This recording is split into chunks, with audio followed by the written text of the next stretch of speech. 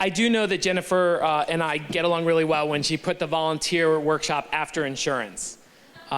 So, yeah, it's all good. You know, after a disaster, you know, you all know, we're not telling you anything you don't know.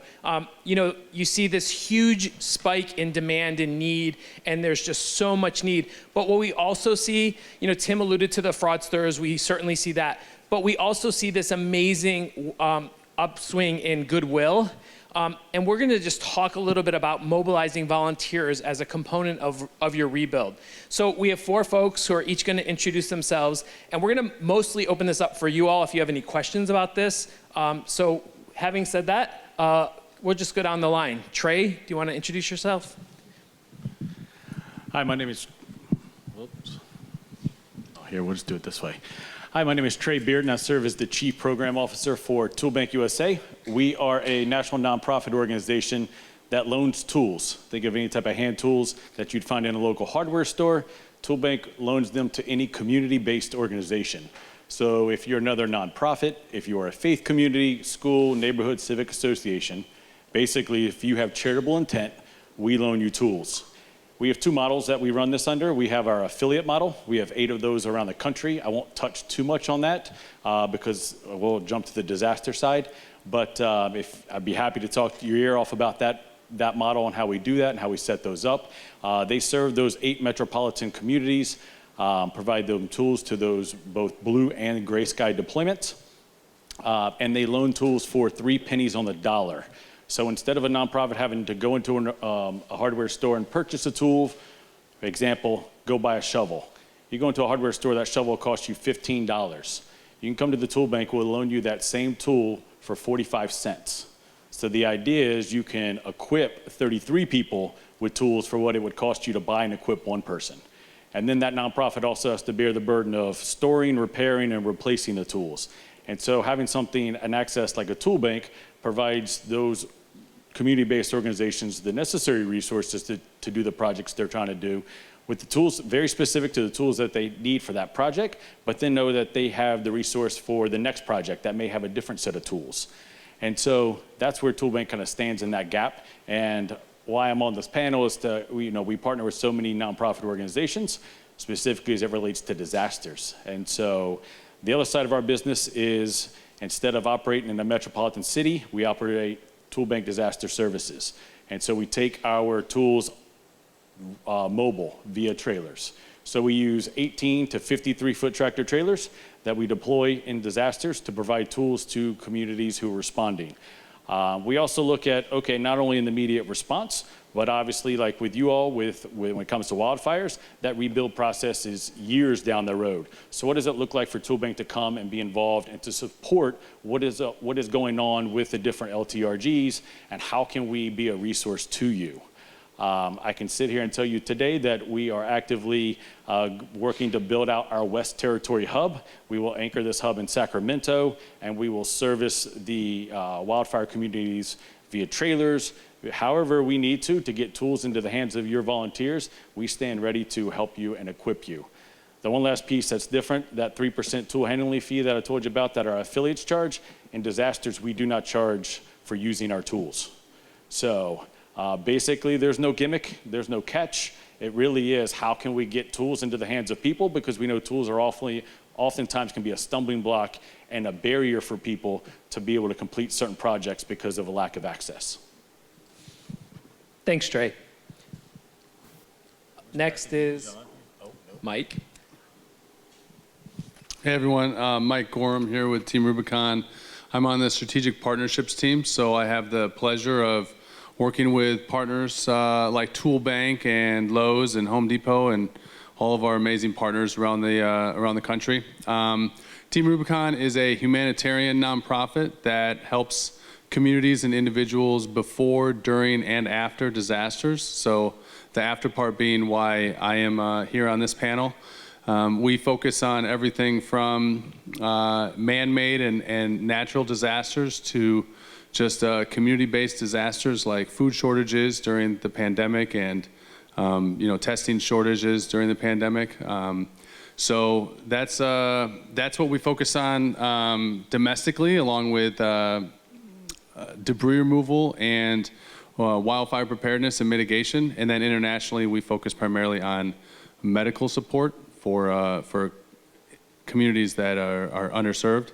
And yeah, just looking forward to talking about volunteer engagement. Thanks, Mike. John or Heather? Heather. That one's worked so far. I don't know. Anyway, my name is Heather Irwin. I am from SonomaFamilyMeal. We are a grassroots organization that was founded in 2017 during the wildfires that pretty much wiped out most of Santa Rosa. My day job, the job that I get paid for, is not Family Meal. I'm a reporter and the dining editor for Sonoma Magazine and the Press Democrat. And the reason that Sonoma Family Meal came about was that, what happens when your house is just burned down? You're there with just the clothes on your back. You may be living out of your car. You may have found a place to live with a friend. Now that you've found your housing, what are you going to do about food? And unlike some other organizations that provide, groceries and things like that, we provide chef-made meals for people that are experiencing emergencies. And here in Sonoma County, we've clearly had many of those. We've stayed very busy.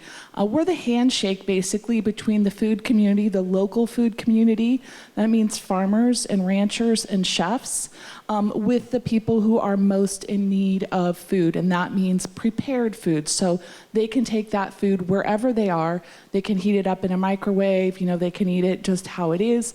We feed people that are in shelters, that go to hotels. We fed 250,000 meals during COVID, looking at families that maybe had 10 people in a house that all were, required to stay in the house. They had no way to get groceries. They had no way to get food. They didn't have the financial means to get that. And maybe, mom or whoever cooks the meals was sick. So during 2020 and 2021, we worked with the county and we paid the restaurants that made the food for us, because we had to pivot from making our own food to restaurants helping us. We paid $1.2 million back to restaurants to keep their staffs employed and to provide this food for the people who were so in need in our county. And we paid over $100,000 to farmers. So our big focus here is connecting the local food community and keeping our local food community strong in times of need. We continue to work. We just started a 3,100 square foot commercial kitchen where we will be doing training for staff for restaurants, direct to restaurant work with a livable wage. And we will be doing incubation for people that are starting food businesses. Thank you. And John? Any questions? Not yet. RebuildNow, Inc. I'm the CEO. It's really not that fancy. It's just me and probably one guy in one of those pictures. My day-to-day job is not this.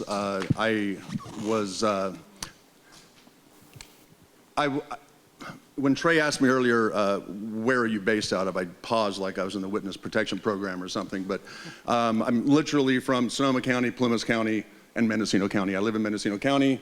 I am from Plymouth County. My family lives there. I served on the Board of Supervisors with Kevin Goss here, and I live in Mendocino County. My daily business, I own an insulation company and a contracting company, and I manage the city of Portola. What does it have to do with anything? I don't know, but in 2017, the fires hit. The fires at Sonoma County, Napa, and Mendocino County. I was assisting some friends to deal with their rebuilding, the process through FEMA, everything. I have some subject matter expertise in local government, contracting, insurance, public adjusting, mortgage, and everything that someone needs an advocate for when you're going through the rebuilding process or you lose everything that you have. I know we're supposed to be talking about volunteerism here. I want to start out by talking about the case management. I was a case manager dealing with about 400 people who lost their homes. I was embracing the fact that volunteers were going to rebuild homes. I really loved the fact that volunteers were going to do this. from promises from some other organizations at an adjacent county.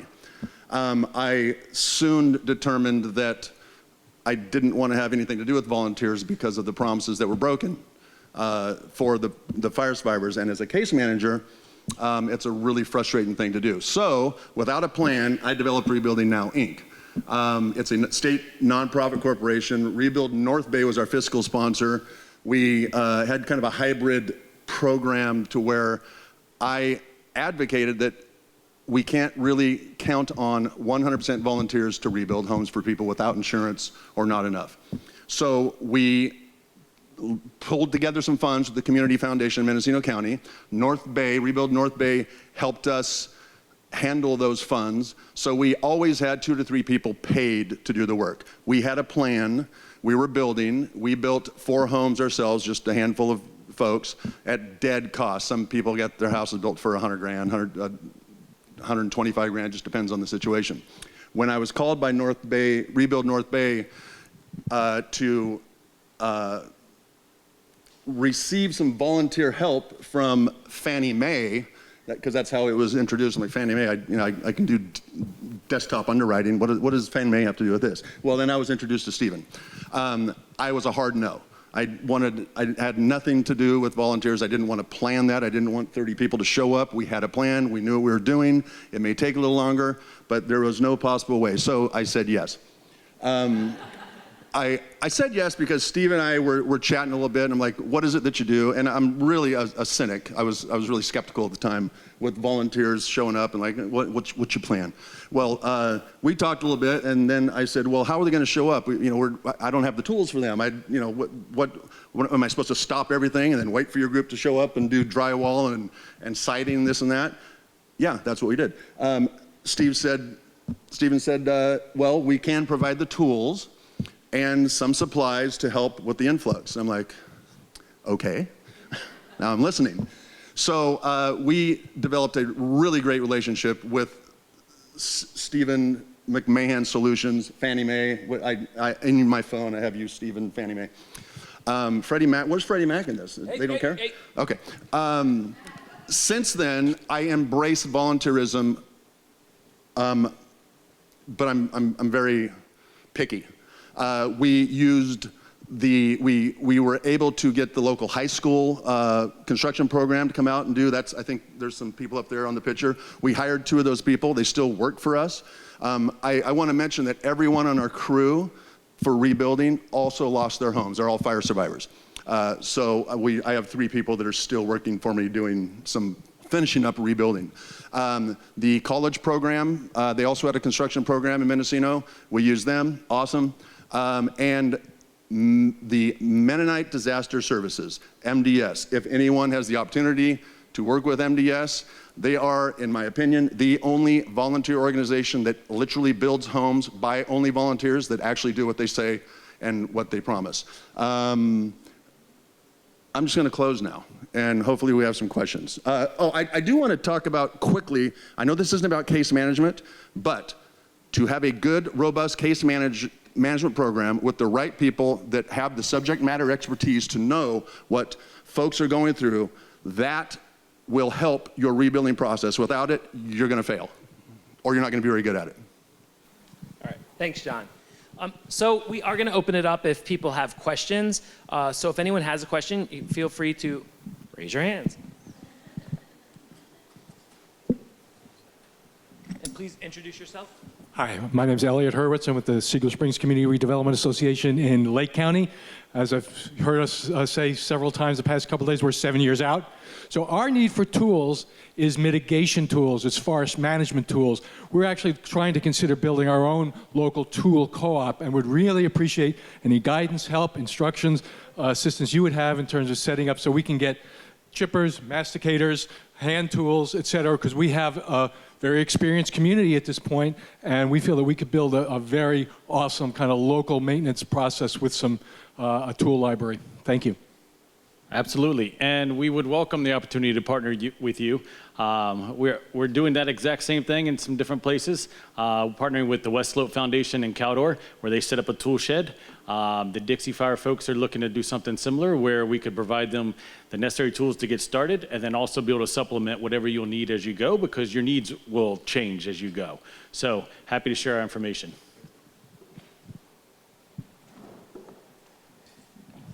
I think I've gotten emails from most of you. So I'm the director of the Jackson County Community Long-Term Recovery Group for the Alameda and South Obanchain fires. And one of the challenges that we have, you know, I think most of us in our community started our relationship with the fire either the day of or a couple days after, right? And so we've been running nonstop, but now we're 2 years out from our fire, and the questions are like, what are we gonna do with tools now? You know, and it's not that you didn't try to reach out before, because like I said, I think you're all in my inbox. It's like, we have been so whiplashed in this recovery process that even thinking what we would do with a tool bank at this juncture, where I think Ted's in the room still, like 96% of our residential structures, the permits are already pulled and people are moving in that direction. We still have manufactured home parks that are just sitting there. And so the question, I guess we are struggling with, like, a lot of these templates are based on wind and water events. So barring massive amounts of site-built homes, what is help us help you, help us? There's no question, I don't know. No, that was good. So does anyone have anything specific to respond from the panel? I mean, it's a valid concern, right? A large part of the recovery has been built on, you know, what was the national landscape. You know, we heard earlier today that here it was, you all prepared for earthquakes, right? Earthquake was the big thing, and then whoa, mega fires. So what are some of the things that you all have done to pivot? And to answer Karen's question, are there any things that you can suggest that would be helpful? Karen, thanks a lot. I mean, I don't necessarily have anything to say specifically about that, but one thing that we're really trying to push to everyone who's involved in this is making sure that you're getting involved with groups that are local. National groups are awesome. I have nothing bad to say about any of them, but once they come in, and I'm really specifically talking about food, I'm not talking about you guys, but once they come in, and they're done in a couple of weeks, then all of those people who've depended on that are now SOL. And what's gonna happen? You need the local community to come together.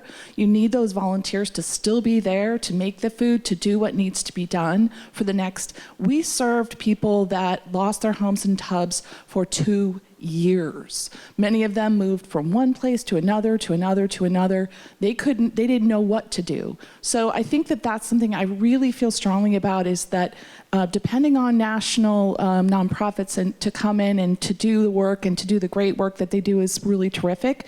But before the fires, you need to plan something. Like, we're actually working with kitchens, empty kitchens throughout the North Bay to set up those kitchens so people know what to do when there is a fire, and it can bring up those kitchens up really quickly. So I just keep wanting to say local, local, local, local. Sorry if that was offensive to anyone. I would agree wholeheartedly with you, actually. So, I mean, from our perspective is, and this is where Jennifer and I even kind of got kick-started, is about 8 months ago, we didn't know at ToolBank USA, we didn't know a lot about fires. We knew very little. And so part of it was just to come out and say, we're here to learn. And the way we learn is to come alongside folks like all of you, and just to lean into your expertise and your experience and your knowledge, and just glean as much information as we can, and to understand where you are and where your community is, and to be able to say, how can we support you? We're not by any means coming in to say, this is the way it's done. We can obviously bring some expertise and some experience, but the key here is to find out what the communities are already doing and how we can come alongside and support you in what we do. And so, our philosophy is, whether it's wind, whether it's water, whether it's fire, is if we have the immediate response, and I know with wildfires, just not necessarily mass volunteerism like we do with Wind and Water alongside Team Rubicon or All Hands and Hearts or Catholic Charities or SBP or somebody like that, who are doing mucking and guttings, i.e. exactly what's transpiring right now in Puerto Rico. But realizing that your rebuild and your need comes at a later point. And so how can we come alongside, understand the need, and then how can we help leverage the resources to provide your community the tools that you need to be able to help with the rebuild? Because it is right. I was talking to someone at lunch about just, it really takes the community to pull up their bootstraps, because oftentimes, and I've seen it in a number of different disasters. I'm from the East Coast. I'm in Richmond, Virginia, and I saw it play out with Hurricane Florence, where the hurricane blew across eastern North Carolina, which is a very impoverished and rural community. And within a matter of weeks, they were left all by themselves. People would swoop in and then swoop out.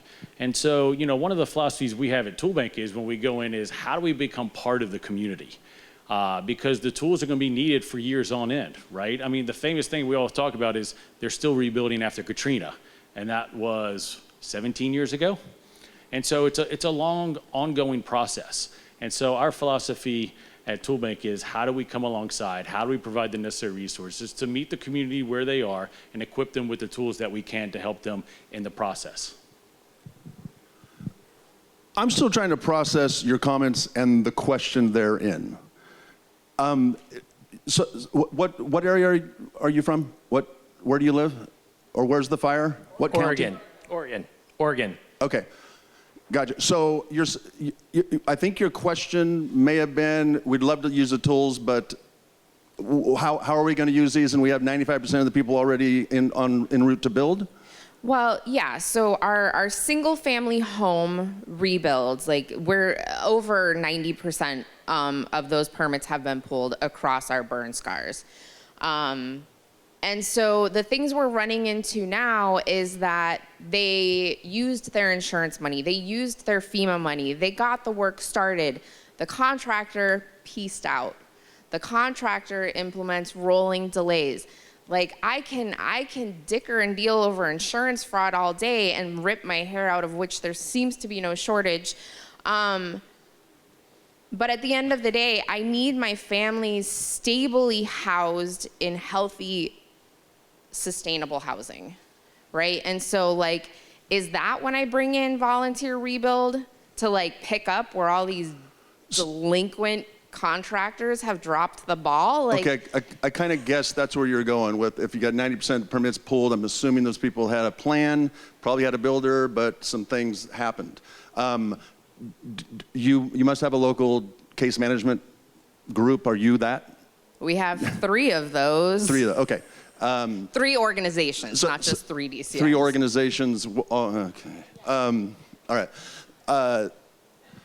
So, I mean, I'll buy you a drink later and we can solve the world's problems. This can be a longer conversation, but I think it has to do with who's still left that that still need a house, that don't have the permits, don't have, and what organization's going to build. What's the plan for building those people? And that's where you deploy this guy's services. But I think this is a get on to the next question, and we'll definitely talk later because we can drill down and actually get answers to this. Yeah, thanks.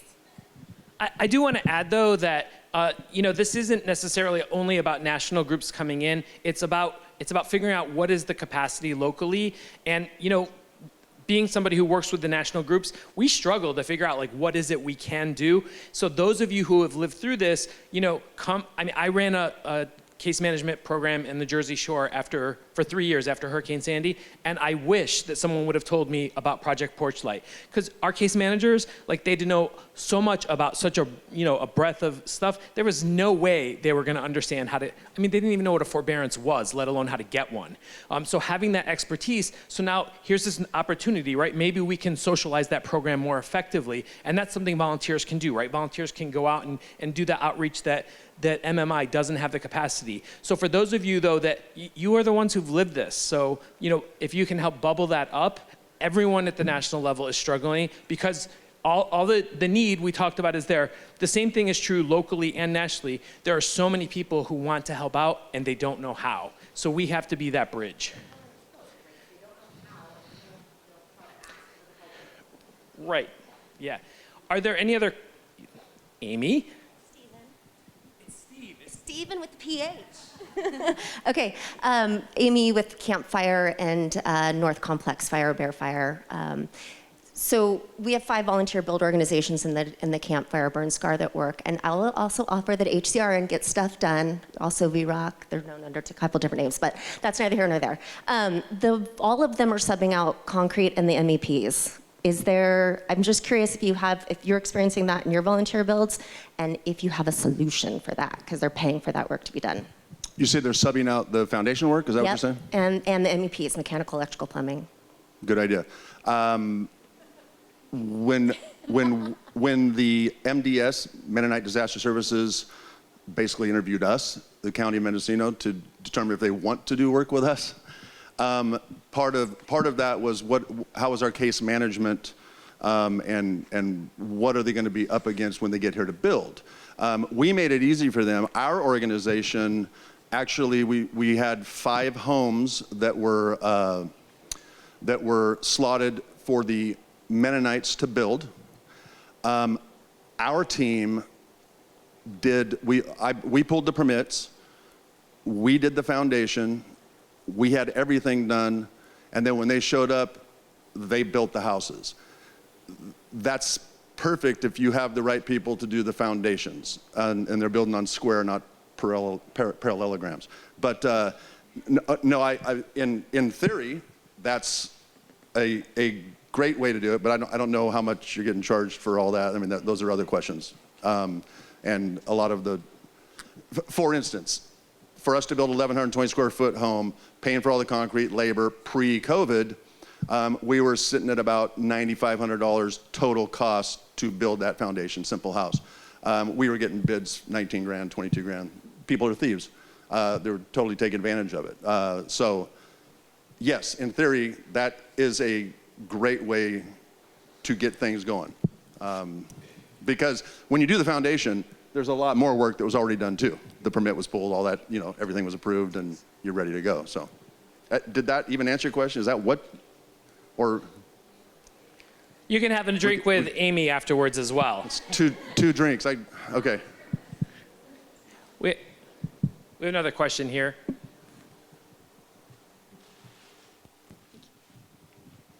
Hi there, I'm Wendy with Rogue Food Unites, Southern Oregon, Jackson County, with a number of my colleagues and partner organizations. This is for Heather.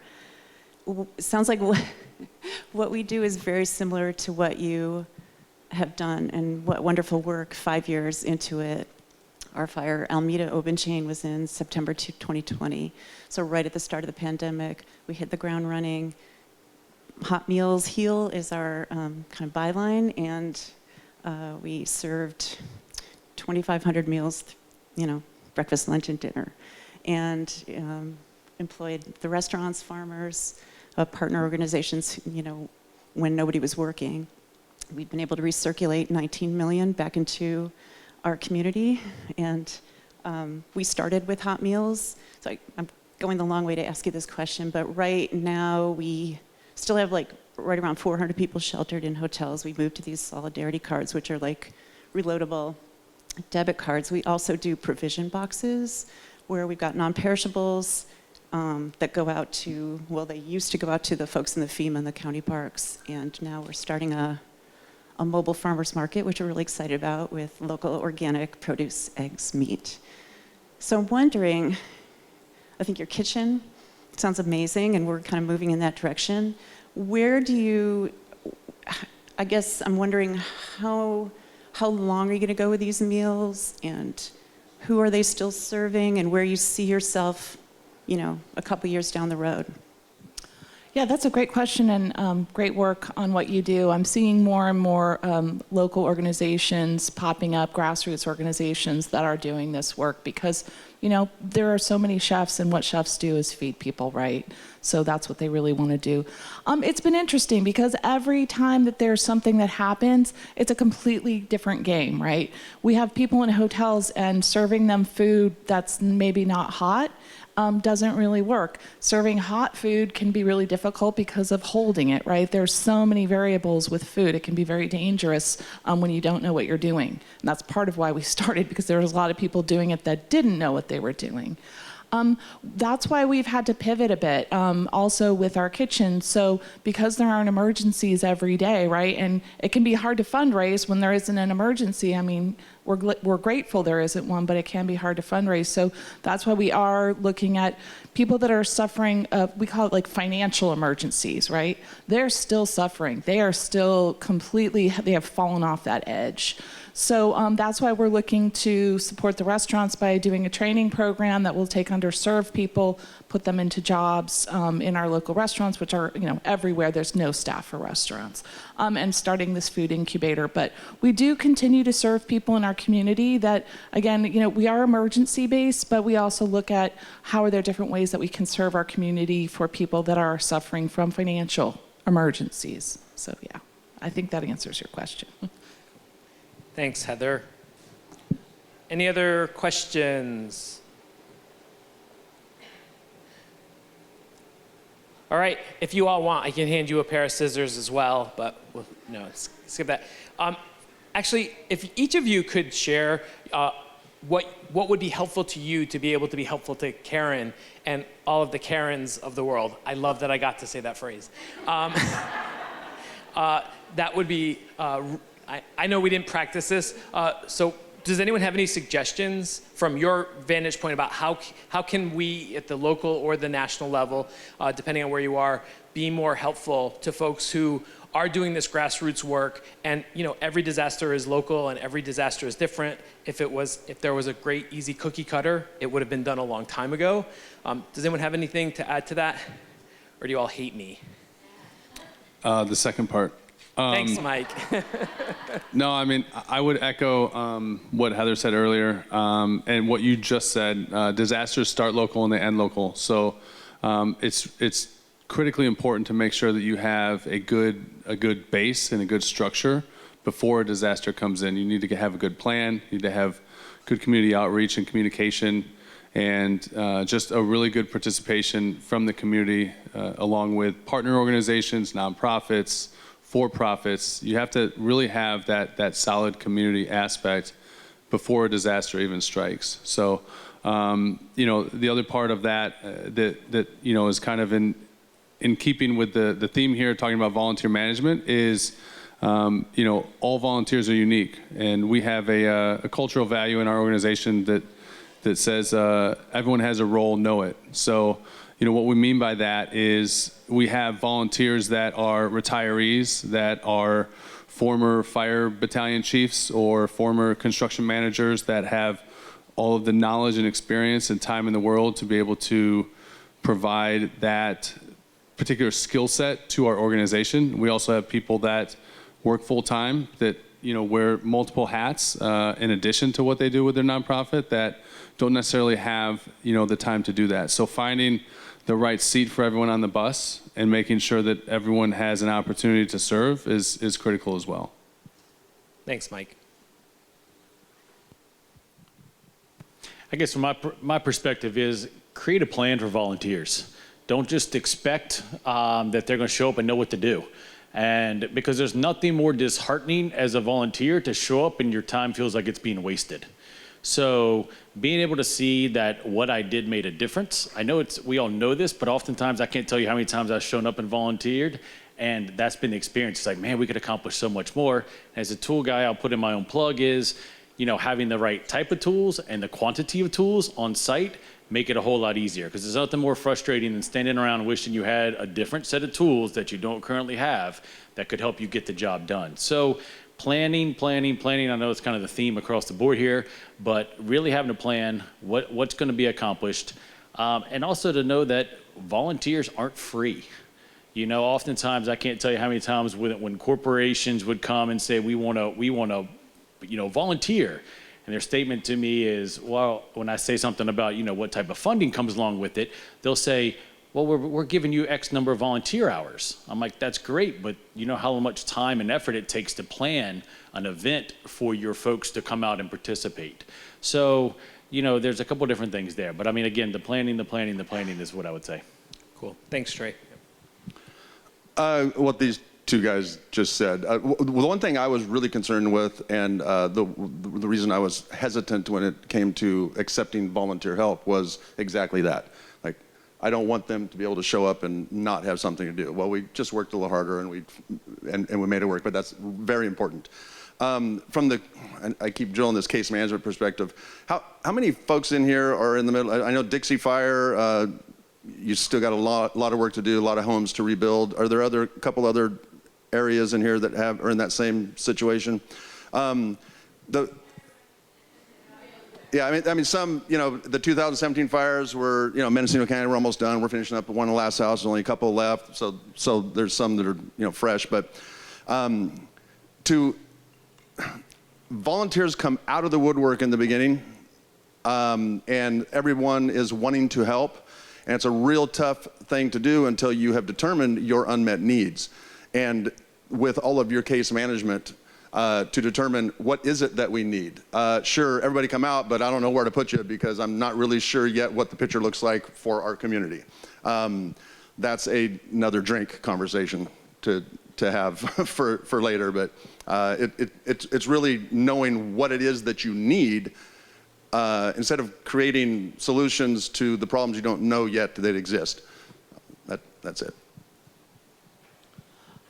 Maybe because I'm a redhead, I don't know, or maybe because I'm a journalist, but I always say go rogue. Just go rogue. Waiting for bureaucracy, don't do it. You're going to keep waiting. And basically for this, I used every contact I had. I was all over social media. I got the media to cover us, radio and television, and that's how we got volunteers, and it wasn't waiting around for a government agency or someone else to tell us what to do, to allow us, to give us permission. Forget that. And that's been, I think, one of the most important things I can say about volunteers, too, is get volunteers who are into your mission and go rogue. I mean, that's kind of the thing. I mean, rogue, okay, within limits, of course. You don't want people, you know, but I would just say that even though we have somebody here from Sonoma County, the government, who was so great to us. Thank you. I found that trying to work within the limitations of what exists, you're never going to get anywhere. I got a double. I wanted to mention that I didn't want to admit that I was rogue, but we were pretty damn rogue in Mendocino County. Do what works for your community. For instance, when we were just started and the professionals were telling us what to do, you know, what case management software to use at Catholic Charities or Red Cross or whatever, we were getting bogged down and we didn't allow that to happen. We said, screw it, we make our own case management program. We do what works for our community. Listen to them, take some advice, but don't be afraid to do what you got to do for you people. Awesome. Well, thank you, everyone. I hope that this proved helpful. Go ahead, we do a stretch break. Yeah, and I was just going to say, we're going to give you guys 5 minutes back. So actually, Jennifer's going to, and we'll take a little break. But thank you all to the panel.